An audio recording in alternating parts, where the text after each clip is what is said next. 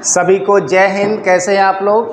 मैं रजनीश राठौर स्वागत करता हूं आपके अपने YouTube channel SVJ Rathore academy में। और यहां पर हम लोग गॉस की प्रमेय के अनुप्रयोग में लास्ट हमारे 4 लेक्चर हो चुके हैं। तो यहां पर ये हमारा लेक्चर नंबर 5 है और यहां पर हम लोग एक बहुत ही इम्पॉर्टेंट गॉस की प्रमेय के अनुप्रयोग में क्वेश्चन को सॉल्व करने वाले हैं कि अनंत लंबाई के, बहुत ज़्यादा एग्जाम में पूछा जाता है, अनंत लंबाई के सीधे तार के निकट वैद्युत क्षेत्र की तीव्रता का व्यंजक। एग्जाम में ये बहुत ज़्यादा पूछा जाता है कि अनंत लंबाई के सीधे तार के निकट वैद्युत क्षेत्र की तीव्रता का व्यंजक प्राप्त कीजिए। या इसको पूछ लेता है कि अनंत लंबाई के आवेशित चालक तार के कारण वैद्युत क्षेत्र की तीव्रता। तो ये आपका मोस्ट इम्पॉर्टेंट रहने वाला है और ये आपके गॉस की प्रमेय का अनुप्रयोग है और गॉस की प्रमेय से क्वेश्चन भी लगातार पूछा जाता है। तो देखो, सबसे पहले हम लोग इसको समझेंगे कि इसको डायग्राम से समझेंगे, फिर इसका डेरिवेशन सॉल्व करेंगे। ठीक है, तो देखो, मान लेंगे कि यहाँ पर कि माना अनंत लंबाई का एक समान रूप से आवेशित तार, मान लेना कि माना अनंत लंबाई का, इस टाइप से हम लोग मान लेंगे, माना अनंत लंबाई का एक समान रूप से आवेशित तार जिसका रेखीय आवेश घनत्व तो क्या है, लैम्डा है। यानी कि ये जो तार जो हमने लिया है ये क्या है, अनंत लंबाई का है और एक समान रूप से आवेशित है। तो इसको हम लोग अनंत लंबाई का शो कर देंगे इस टाइप से। तो ये अनंत लंबाई का एक समान रूप से आवेशित तार है। आप इस पर आवेश दिखा देंगे, ये प्लस का आवेश इस पर प्रवाहित हो रहा है। ठीक है, और ये क्या है, अनंत लंबाई का है। तो हमने क्या बोला कि माना, और जिस थ्योरी का हम लोग यूज कर रहे हैं, ठीक है, हम लोग बोल रहे हैं, समझ रहे हैं, बिल्कुल यही थ्योरी लिखनी है। तो आप लोग बहुत अच्छे से समझना कि माना अनंत लंबाई का, ठीक है, एक समान रूप से आवेशित तार। तो ये क्या है, ये हमने अनंत लंबाई का एक समान रूप से आवेशित तार लिया है जिस पर प्लस का आवेश क्या है, प्रवाहित हो रहा है, फ्लो हो रहा है। इस तार का रेखीय आवेश घनत्व क्या है, रेखीय आवेश घनत्व लैम्डा है। अब देखो, तार से आर दूरी पर क्या बोलेंगे, या हम कहें तार के मध्य बिंदु O से, ठीक है, आर दूरी पर, ये मान लो आर दूरी पर एक पॉइंट P है, ये वाला एक पॉइंट P है जिस पर हमें क्या करना है, वैद्युत क्षेत्र की तीव्रता ज्ञात करनी है। ठीक है, माना तार से आर दूरी पर एक बिंदु P है जिस पर हमें वैद्युत क्षेत्र की तीव्रता ज्ञात करनी है। अब देखो, इस बिंदु P से पास होता हुआ L लंबाई का एक बेलनाकार गॉसियन सरफेस बनाएंगे। तो बिंदु P से पास होता हुआ, ठीक है, ये मान लो बिंदु P से पास होता हुआ, इस साइड में भी हमें दिखाना पड़ेगा। तो बिंदु P से पास होता हुआ L लंबाई का, ठीक है बेटा, L लंबाई का एक बेलनाकार गॉसियन सरफेस बनाते हैं। तो यानी कि इसकी लंबाई क्या होगी, ये L होगी। तो जो बेलनाकार हमने गॉसियन सरफेस लिया है इसकी लंबाई क्या है, L है। एक बार और समझ लेते हैं कि माना एक समान रूप से आवेशित तार, या हम कहें माना अनंत लंबाई का, देखो अनंत लंबाई का दिख रहा होगा, माना अनंत लंबाई का एक समान रूप से आवेशित तार जिसका रेखीय आवेश घनत्व लैम्डा है। इसी थ्योरी को आपको लिखना भी है, जिस पर आवेश देखो समान रूप से प्रवाहित हो रहा है। तार से आर दूरी पर एक बिंदु P है जिस पर हमें वैद्युत क्षेत्र की तीव्रता ज्ञात करनी है। अब देखो, बिंदु P से पास होता हुआ हम लोग L लंबाई का एक बेलनाकार क्या करेंगे, गॉसियन सरफेस बनाते हैं।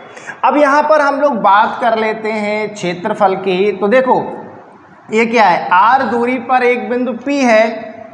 तो इस बिंदु P पर अगर हम बात करें वैद्युत क्षेत्र की तीव्रता और क्षेत्रफल की, अगर हम डायरेक्शन बात करें, देखो ये जो बेलनाकार जो हमने सरफेस लिया है, पृष्ठ लिया है, इस पूरे का क्षेत्रफल क्या होगा, ये होगा। इस पूरे बेलनाकार पृष्ठ का क्षेत्रफल क्या है, a है। अब देखो तार से r दूरी पर यहाँ पर क्या है, एक बिंदु P है, ये हमने लिया है, जिस पर हमें वैद्युत क्षेत्र की तीव्रता ज्ञात करनी है। तो यहाँ पर ये जो हमने सूक्ष्म भाग लिया है इसका क्षेत्रफल क्या होगा, ये a होगा। इसको हम dA से भी दिखा सकते हैं। किससे दिखा देंगे, dA से भी दिखा देंगे। अब देखिएगा इस तार पर कैसा आवेश है, प्लस का आवेश है, और इस बिंदु पर परीक्षण आवेश होगा। और परीक्षण आवेश हमने आपको लास्ट क्लासों में बताया है कि हमेशा कैसा होता है, प्लस का होता है। तो इस तार पर भी क्या है, प्लस का आवेश है, और यहाँ पर r दूरी पर जो हमने एक बिंदु लिया है P, जिस पर हमें वैद्युत क्षेत्र की तीव्रता निकालनी है, तो इस पर भी आवेश कैसा होगा, प्लस का होगा, उसको बोलेंगे परीक्षण आवेश। तो यहाँ भी प्लस का है और यहाँ भी प्लस का आवेश है। तो यहाँ पर जो वैद्युत क्षेत्र की जो डायरेक्शन होगी वो कैसी होगी, बाहर के लिए होगी, इस टाइप से होगी। तो देखिएगा वैद्युत क्षेत्र की डायरेक्शन यानी कि इस पॉइंट को आप मान लीजिए, इसका क्षेत्रफल क्या है, A1 है। इसका क्षेत्रफल यानी कि इस पॉइंट को हम A1 मान लेंगे। ये जो हमने सूक्ष्म क्षेत्र एरिया लिया है इसका क्षेत्रफल क्या है, dA है।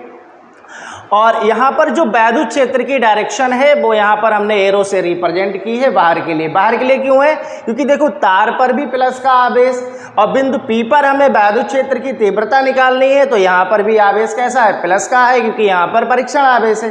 तो यहाँ भी आवेश प्लस का, यहाँ पर भी आवेश प्लस का, तो वैद्युत क्षेत्र की डायरेक्शन क्या होगी, बाहर के लिए होगी। तो यानी कि बिंदु A पर वैद्युत क्षेत्र की डायरेक्शन और क्षेत्रफल की डायरेक्शन क्या होगी, सेम होगी। ध्यान रखना बेटा। अब देखिएगा अगर हम इस पॉइंट की बात करें तो यहाँ पर हमने आपको बताया ये क्या है, ये तार है जिस पर एक समान रूप से क्या है, आवेश है। तो यहाँ पर वैद्युत क्षेत्र की डायरेक्शन क्या होगी, कुछ इस टाइप से होगी। ये वैद्युत क्षेत्र की डायरेक्शन होगी, बाहर के लिए ही होगी, ठीक है। और इसको आप मान लीजिए A2 मान लेते हैं। ये क्या हो जाएगा, A2 हो जाएगा, मतलब यहाँ हम क्षेत्रफल से डिनोट कर रहे हैं, A2 हो जाएगा। और यहाँ पर क्षेत्रफल dA और वैद्युत क्षेत्र के बीच जो कोण बनेगा वो कितना होगा, 90 डिग्री का होगा। इसी टाइप से आप यहाँ पर दिखा सकते हो। ये क्या होगा, वैद्युत क्षेत्र की डायरेक्शन होगी और ये हम क्षेत्रफल ले लेंगे dA, और इन दोनों के बीच क्या होगा, 90 डिग्री होगा, और इसको आप A3 मान लेंगे। तो ये डायग्राम है। इसके बाद हम लोग इसका डेरिवेशन सॉल्व करेंगे। तो पहले थ्योरी लिख लेते हैं, ठीक है। तो लिखो बेटा, माना मैं लिख दे रहा हूँ, माना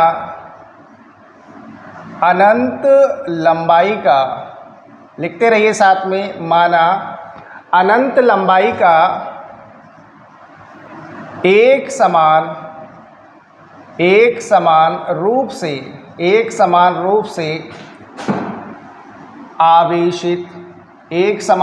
से आवेशित तार, माना अनंत लंबाई का एक समान रूप से आवेशित तार जिसका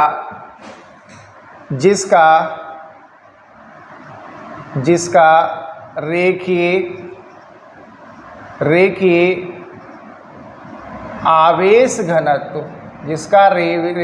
आवेश घनत्व लैम्डा है, ठीक है। अभी हमने इसी थ्योरी का यूज भी किया था कि मान लिया कि माना अनंत लंबाई का एक समान रूप से आवेशित तार जिसका रेखीय आवेश घनत्व क्या है, लैम्डा है। अब देखो तार से, ठीक है बेटा, तार से r दूरी पर एक बिंदु P है, जिस पर हमें वैद्युत क्षेत्र की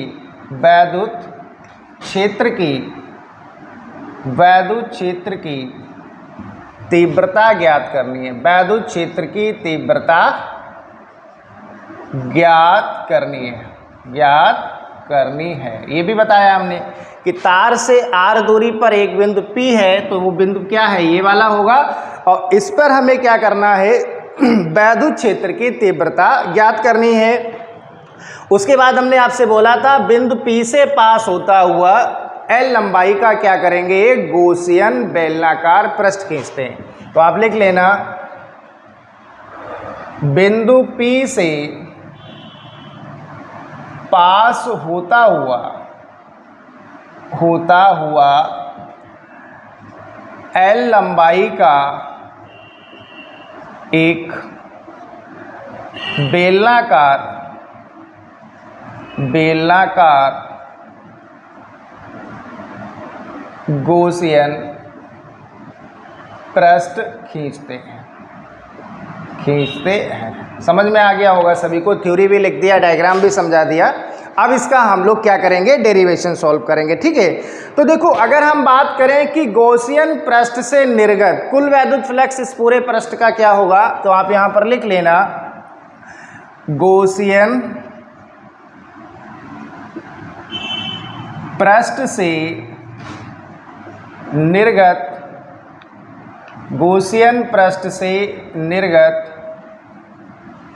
कुल वैद्युत फ्लक्स क्या होगा, कुल वैद्युत फ्लक्स यानी कि इस पूरे पृष्ठ का जो वैद्युत फ्लक्स होगा, कुल वैद्युत फ्लक्स क्या होगा भाई। देखो, तो इसको हम क्या ले लेंगे, फाई ए, ये क्या होगा, वैद्युत फ्लक्स होगा, और ये आपका क्लोज इंटीग्रल ए क्या है, ये पूरे पृष्ठ का क्षेत्रफल रिप्रेजेंट करता है, और ये क्या होगा बेटा, A vector dot D A vector. तो ये जो फाई इक्वल टू है close integration A vector dot D A vector, ठीक है, ये क्या है, इस पूरे पृष्ठ का क्षेत्रफल है। लेकिन हमने क्या किया है, बिंदु ए पर यहाँ पर अलग दिखाना है, A2 पर अलग दिखाना है, और A3 पर अलग दिखाना है।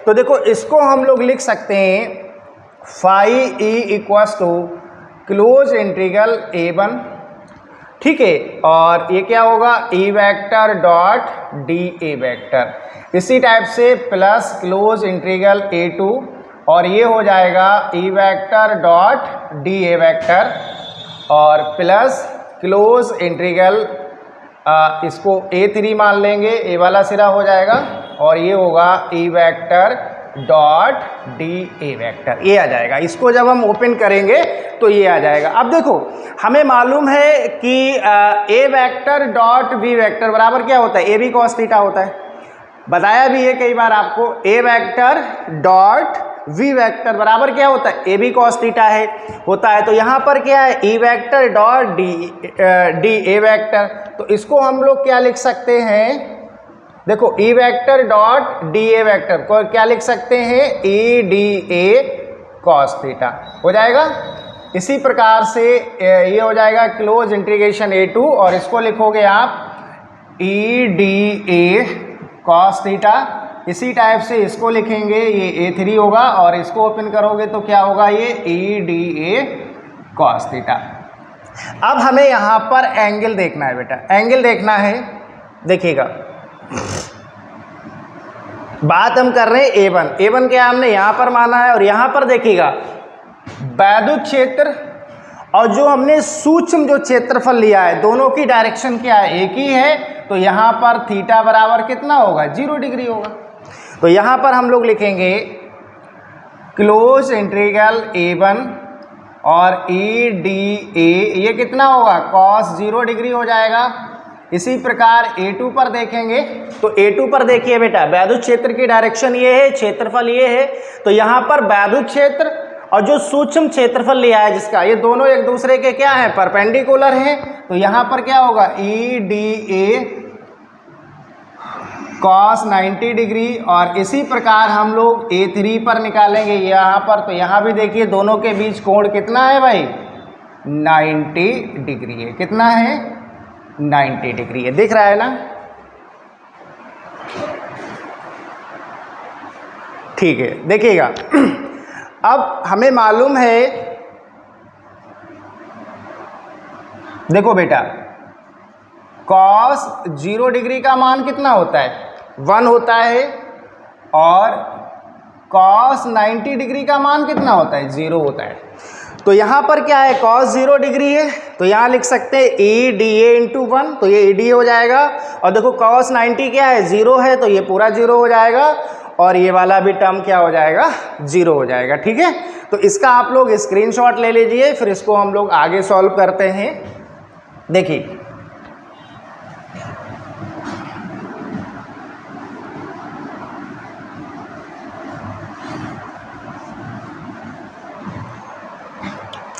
देखो बेटा फाई ई इक्वल्स टू, ये हो जाएगा आपका क्लोज इंटीग्रल A1 और ई डी ए, और कॉस 0 कितना होता है 1 होता है, प्लस यहाँ देखो कॉस 90 0 होता है तो ये 0 हो जाएगा, तो ये 0 प्लस ए बी कितना होगा 0 होगा।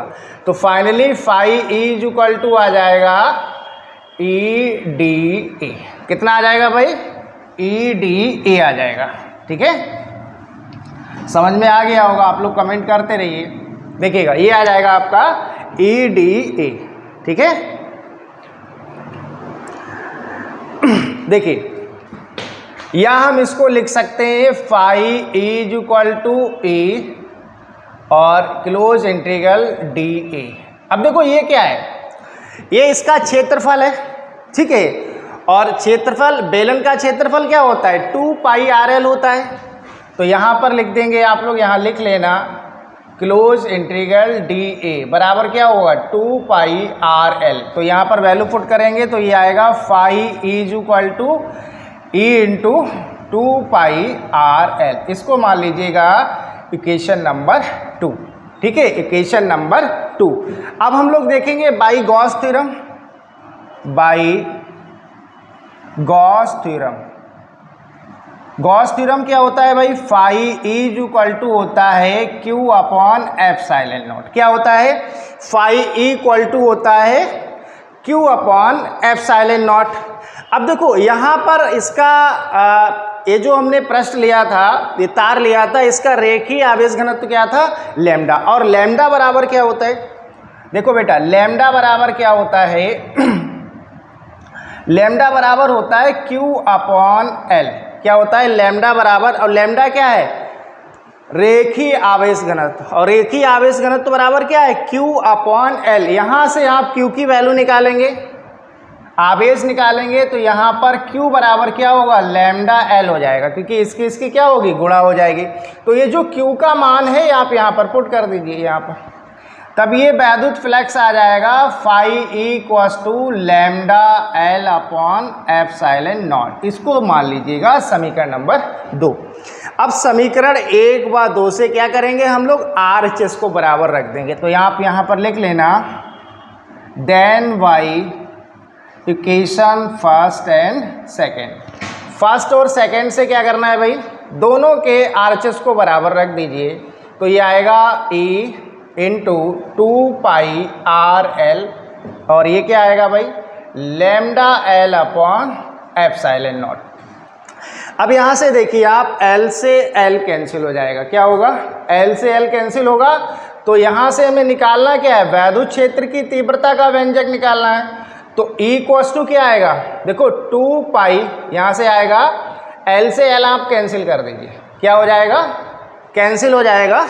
तो इसके बाद आप लोग क्या लिखोगे देखो लैम्डा अपॉन 2 पाई आर, गुणा में है इधर आएगा भाग में आ जाएगा, तो ये आएगा 2 पाई आर एप्सिलॉन नॉट, या 2 pi epsilon naught upon R, ये आ जाएगा।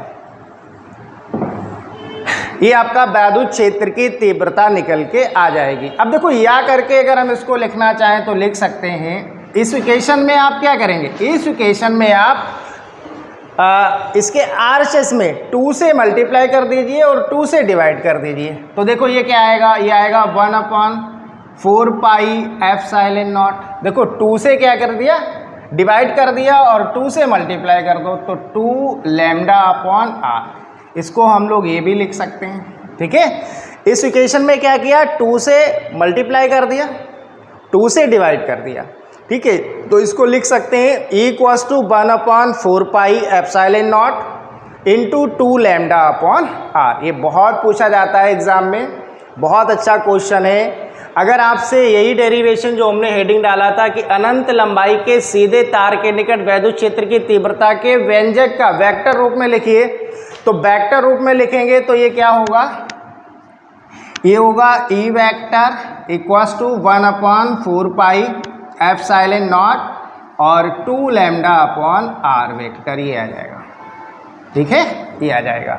या हम लिखना चाहें तो इसका एक और रूप लिख सकते हैं, इसके साथ हम लोग एन कैप लगा देंगे। जो एन कैप होगा वो यूनिट वेक्टर होगा जो इसकी डायरेक्शन को शो करेगा। तो क्लास कैसा लगा आप लोग कमेंट करके ज़रूर बताएं। नेक्स्ट क्लास में हम लोग गॉस की प्रमेय के अभी और भी कुछ इम्पॉर्टेंट एप्लीकेशन है, पहले उनको सॉल्व करेंगे। ठीक है।